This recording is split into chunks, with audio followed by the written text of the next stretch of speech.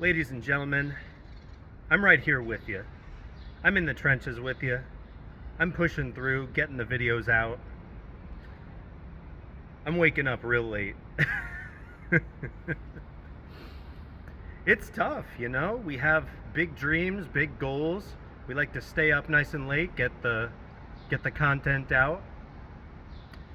My girlfriend, she's working on pet portraits. She loves to paint people's pets. She loves animals in general, and she also loves painting. It's much better than any old job she could grab. And it's just something that she loves. It's something that's worth staying up for. You ever have something that is worth staying up for? And I'm not talking about those sudden 3 a.m. bursts of motivation, that quick little snippet of, oh my god, I need to fix my life, but I'm talking something that really speaks to your soul, something that you may be sitting at your regular 9 to 5 thinking to yourself, I'd much rather be doing this. I'd much rather be working on this, but this doesn't give me money yet, so I gotta be doing this instead. That kind of thing should be a very high priority for you. That kind of thing should be something that you look at and go, okay, I could either take this overtime and build up this savings, or I could be putting the work into this, and then you put the work into that. Let's say you want to be a writer, an author. Let's say you want to make some art. Let's be completely real right now, okay? There are so many people working in blue collar or white collar, whatever kind of collar jobs you can think of, who secretly have this desire, who have this secret talent that kind of just dies inside of them. They don't really know how to get it out. They don't find the time to get it out. They feel like if they put their pen to the paper, that they're wasting time, that they're not doing what mom and dad expects of them, that society expects of them, that the money is not going to roll in if they pursue this path. And full disclosure, to be completely honest, at first it's going to be like that. And that's why it is so important for a hobby like this, for a goal like this, to be one of those things you do even if you didn't get paid. Good example, these YouTube videos. I'm making these videos even though I don't get paid for them. I'm making these videos not just because I'm going to get money in the future for them, but because I need to send this message out to everyone. I need everyone to know that whatever you see scrolling on Instagram, whatever you see in the whales of other people's complaints, that's not all there is. Any tragedy you might see on the internet, any discord, anything that might keep you down, that might make you go, oh, I'm never gonna buy a house, I'm never gonna do what I want to do. Life isn't just that. There's more to life than that. See, we're against a very, very insidious enemy here. Very insidious. The social media platforms that you see all this bad news from, all this doom and gloom, they work tirelessly to ensure that you they work tirelessly to ensure that you can't take your eyes off the screen. You can't take your eyes off the screen, and your attention span dwindles, swipe after swipe. It dwindles, it goes away. Next thing you know, you can't read a paragraph of a book.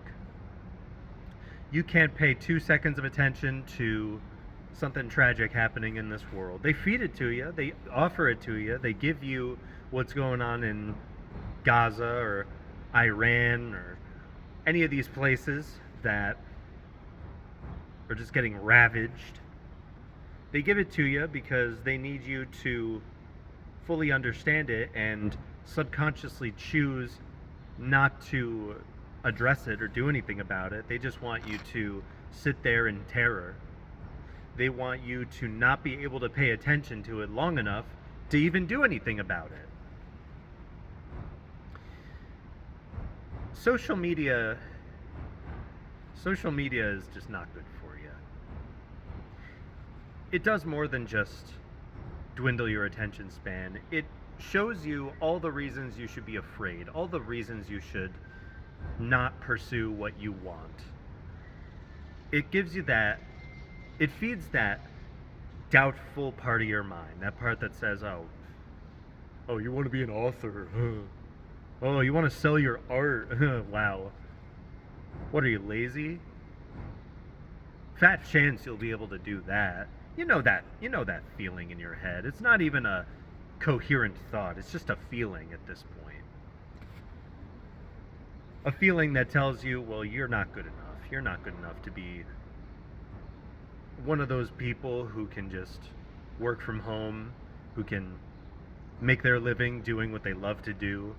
You're not one of those people who can just flow into life. You're one of those people who needs to be placed, who needs to be guided by a strong voice. Well, let me tell you something. You can be that strong voice. You can be the director of your own life.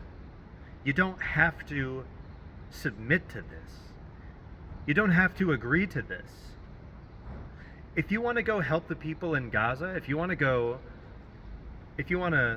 donate, if you want to lead some sort of group that pushes through all of the the humdrum of, oh, we need to stop the aid going to Gaza because XYZ, we're evil, we're this, we're that. If you want to be the type who actually makes an impact and helps, you can. Don't listen to the social media platforms that very subtly and very subconsciously tell you you can't. Don't listen to them. You're the director of your own life. Life doesn't happen to you. You happen to life. If you want to use these platforms to make yourself rich, you can do that. You don't have to be Jack Dorsey or whoever.